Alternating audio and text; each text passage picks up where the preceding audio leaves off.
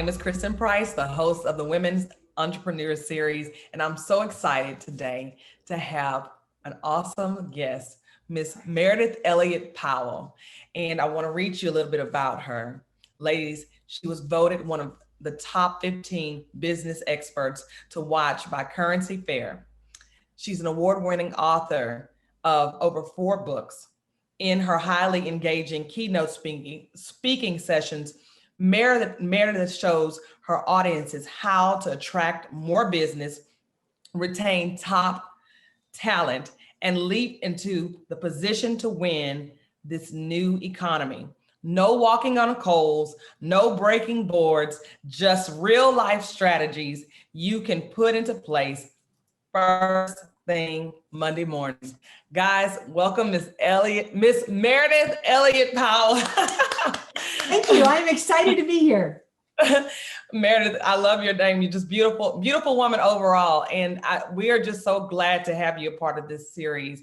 Now, you have been speaking to corporations and you have a background in leadership. And I mean, I saw you said you moved from the bottom to the top. You've experienced all parts of facets of moving up.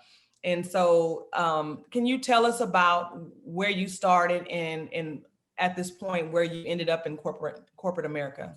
Yeah, it's funny. I am not one of these people that always had a dream of what I wanted to be when I grew up. So I went to college, but it wasn't a great college. I didn't have a great college education. And so when I got out, I had to just take any kind of entry level job, I could get. I still had to wait tables to supplement my income until I was 30 years old.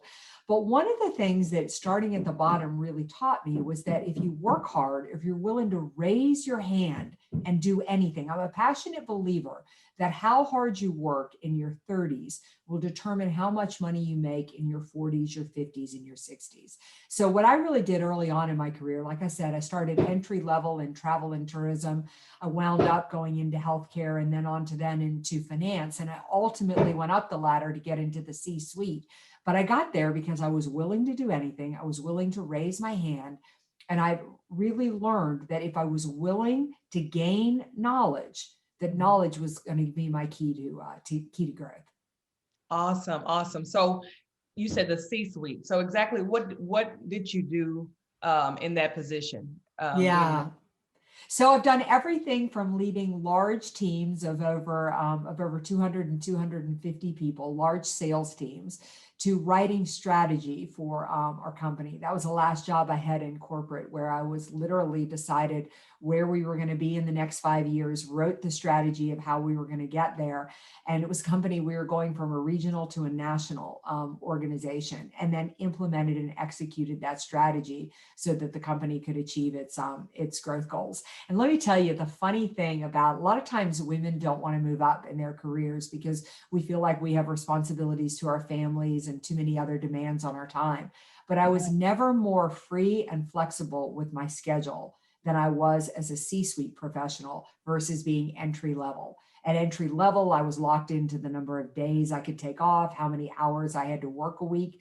The moment I got into the C-suite, I had so much more flexibility. I could be at my kids' soccer games. I could take vacations as I wanted to. I could leave early if I needed to, because at that point, I just needed to get the job done. So I really encourage women to want to move up, because not only do you make more of an impact, you make better money, but you get so much more flexibility in your career.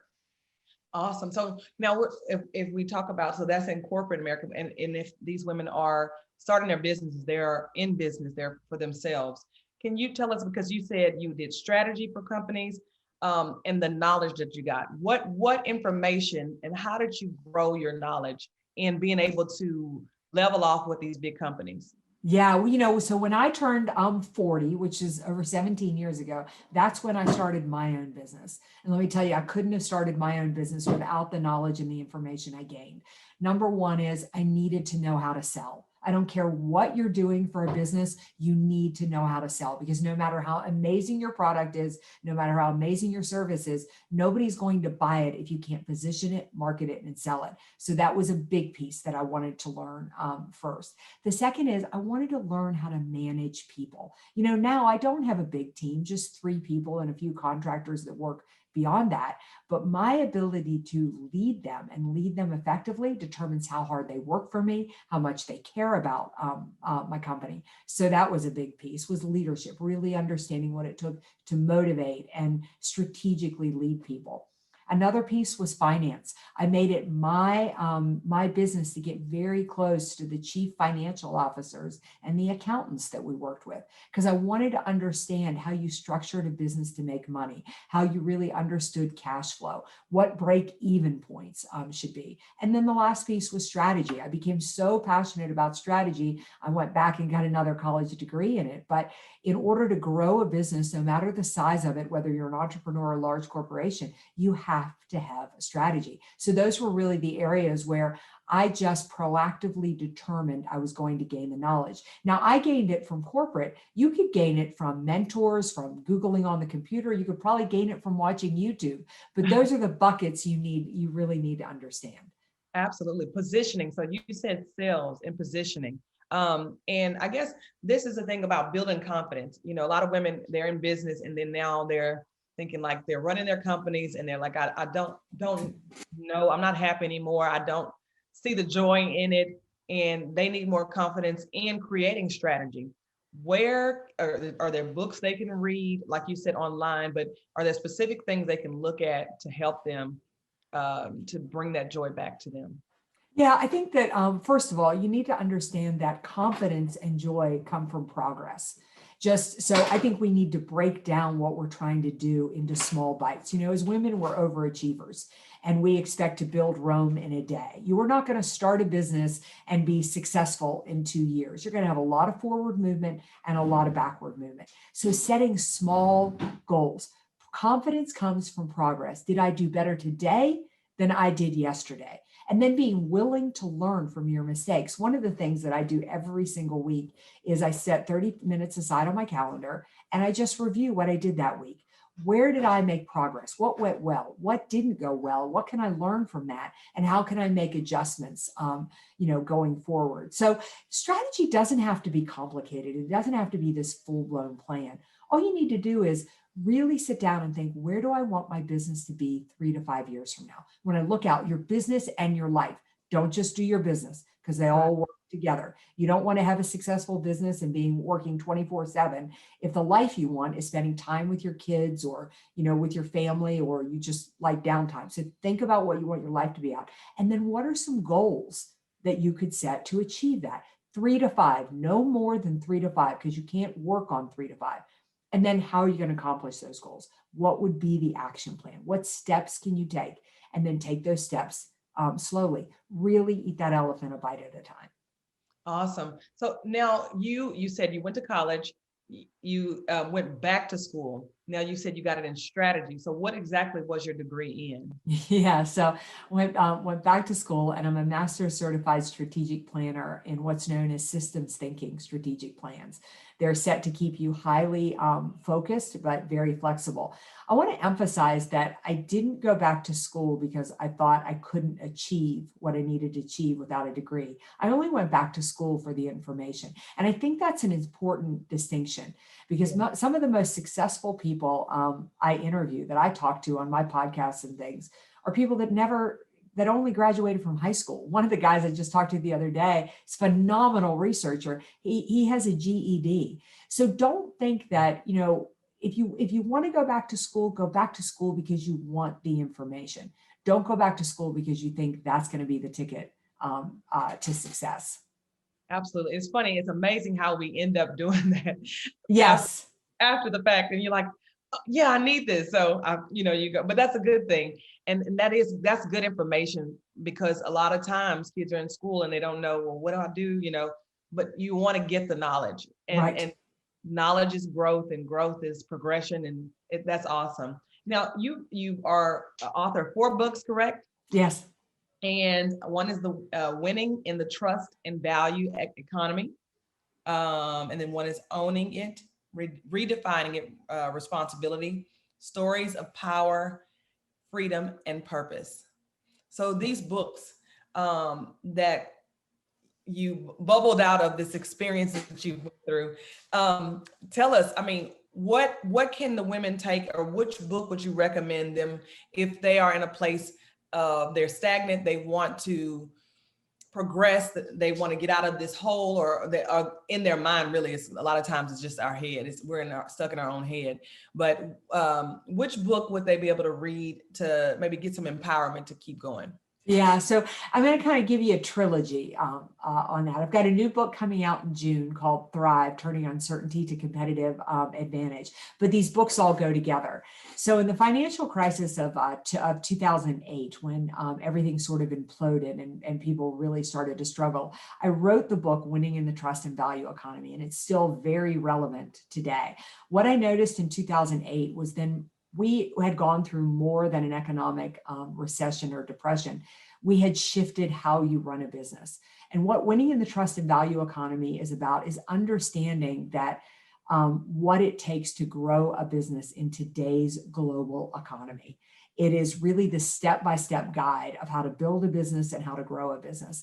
Once I wrote that book, people came back to me and said, "This is fantastic. Can you help us engage our teams?" And that's when I wrote Own It, Redefining Responsibility. How we engage people, how we build a team around us today is very different. And what it takes to attract top talent, lead top talent, that's all in the book Own It. But the book I am most passionate about is the one coming out in June. A couple of years ago, I became obsessed with the word uncertainty, how we think about it, how we feel about it, how we react to it. And we don't like the word. In fact, research says you would rather I tell you bad things are going to happen in 2021 than to tell you I have no idea what's going to happen. And I thought, what if you flip the script on that? What if uncertainty could be a positive? What if you saw uncertainty as something that could actually propel your business forward, take you and your life to another level? And that put me on a mission. And I studied 9 companies that have been in business since the late 1700s, early 1900s, and they're still in business, thriving today. They've come through world wars, economic depression, and 2 pandemics. And from that, I wrote a 9-step formula for thriving in uncertainty. It is exactly the 9 steps you need that if you put into your business, no matter the level of uncertainty you feel, whether it's a pandemic, it's new competition, it's problems with a supply chain, it doesn't matter. These 9 steps will carry you through, not only carry you through uncertainty, but actually make sure that uncertainty propels your business to another level. Wow, that's awesome. That sounds, I mean, guys, you're gonna have to get that book. Tell us the book again. What's the name of it? Yeah, it's called Thrive, Turning Uncertainty to Competitive Advantage. You can just find out about it at my website, valuespeaker.com, just valuespeaker.com. And I've got kind of a gift to give to you that goes with the book. Awesome, guys, get it. Get the book. I'm going to get it. That's exciting. I mean, just the information is, information is key, and especially the turn of the time right now, the change.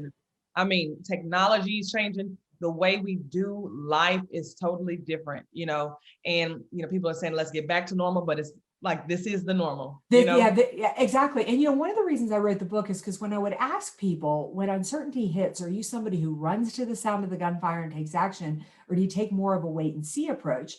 And most people took a wait and see approach. They were stuck. They wanted to move, but they didn't know what to do. So I wrote these 9 steps so that people would know what to do. You don't have to think anymore. Just do these steps, do them in order, and I promise you, it's going to grow your business. All right. You heard that, ladies. You heard it. That's so awesome. I'm excited about that. Now, Thanks. Tell me, you wrote these books. Now, what books, I would say your top 3 books. What are your top 3 books that you would say have influenced you in your whole life? Just that inspired you? Number 1 is How to Win Friends and Influence People by Dale Carnegie. I ask every single one of my clients to read that book. And I love it because it was written in the 1930s, but everything about it is still so pertinent today. I love the book called I Love Capitalism by Ken Langone. And it's the story of the one of the founders of Home Depot, but he really writes about, he comes from a very humble beginnings in Brooklyn, New York. His family believed in education, but really what it takes to achieve your dreams and truly become anything that you want to become. And then I would say right now, I am reading a book by David Horsager called The Trusted Leader. And it's really about, I think trust is so important in today's marketplace, and understanding the roots of trust and what it takes to create trust, very important. So those are kind of what's hot on my list right now. Awesome. Can I ask you this too? Now, this is talking about confidence. Um, you are beautiful physically, but how do you keep stay healthy? Because I believe that's a big part of being excited and being confident. Oh my gosh, absolutely. So, in fact, I'm going to give you a second free gift, but I wrote a book, just an ebook a while ago called The Confidence Plan. And I'm a passionate believer that the confidence can be built, it can be learned. And it's a step-by-step guide of how to build your confidence. Because I was not always confident, not at all. But you are absolutely right in the fact that it is about being healthy. So here's what I think. I don't think that you can be confident until you're dealing with every area of your life. And so I always ask my clients, and I do for myself, to write down finance, health, family, relationships, and spirituality. And give yourself a grade in 1 to 5, 1 being the worst, 5 being I am nailing this, I've got it taken care of, in every single area. And then do work, make progress. So years ago, I was in, my first husband was an alcoholic. It was a very bad and troubled and violent marriage. I was grossly overweight. I had really messed up my career due to a lot of my personal problems. And because I was married to an addict, I was so isolated from friends and family and relationship. I didn't just see a way out of any of the mess. So I wrote those words down, gave myself a 1 in every bucket, and wrote down a step of what I could do to get better. So I didn't have to go from being 50 pounds overweight to being at the exact weight. I didn't have to go from having no relationship to being in a brand new marriage and having 2 perfect children. I just took a step. And over the years, what has happened is my health is miraculous. My finances are in perfect shape. I'm in a wonderful, I'm in a wonderful second marriage. We've got great kids and great family around us. And I've reconnected to my spirituality. So it didn't happen overnight, but the first thing you have to do is, you don't have to be perfect in every area, but you have to be gut-wrenchingly honest. Don't pretend your finances are okay when they suck. Don't pretend that your relationships are in good shape when you spend no time with your family. And those are my 5 words. That's what's important to me. But write down the 5 buckets of your life that are most important to you. Make progress in each area. And as you make progress, you will just gain confidence. And all of that's in the book. Absolutely. Thank you, guys. Another gift. See, Yeah. giving. It's just this whole series. I'm so grateful for you guys for just being so open and just a blessing to all the women. And ladies, you heard her taking step by step, believing you can do it, and then getting the result. But you have to see, like you said, admit what really is happening. Don't be in la la land in a daze. Yeah. That is excellent. Is there something? What are you doing next? What's exciting? Yeah. So the next is truly the launch of the book in June. That's really the next big push. But coming after that, I feel like I've got one more book in me. So we're working on the book for the fall that we're going to release another one, and then just really spending the next year, whether it's helping people professionally or personally, dealing with how to conquer uncertainty and really see it as a positive thing. One of the things I did in the book is, certainly we talk about it from a business perspective, but I went ahead and I did a final set of chapters to it that talk about uncertainty in your personal life. Because it isn't like life is black and white, right? I'm not experiencing this pandemic at the office, and I'm not experiencing it home. So, life is full of ups and downs, and what you do with them and how you navigate through them is really important. So that's kind of really going to be my mission and my passion, whether I'm on stage talking to people about how to embrace uncertainty from a professional standpoint, or whether I'm sitting down and talking to you from a personal life. I really am on a mission to help people get in control of their lives, be empowered by what they're experiencing, and turn uncertainty to advantage. Awesome. You're a woman after my own heart. Empowering people. Yes. That's right. Now you have a podcast. What is the name of your podcast? Yeah, we shoot, we go live stream every Monday at 1 o'clock Eastern on LinkedIn, YouTube, and Facebook, and then wrap it up into a podcast. But it's called Thrive, Turning Uncertainty to Competitive Advantage. And we interview guests, real life people, just talking about what are the things you need to be doing today in business and in life to really see uncertainty as opportunity. Meredith, thank you. Thank you. You're so awesome. Thank you for being a part of this. Ladies, check out her website. It's Meridith Elliot Powell, and it'll be in the link. And then the free gifts will be in the link. Guys, get the books. You will definitely be helped, I know for sure. And Meredith, again, thank you. Thank you for being with us. Thank you so much. I really enjoyed it.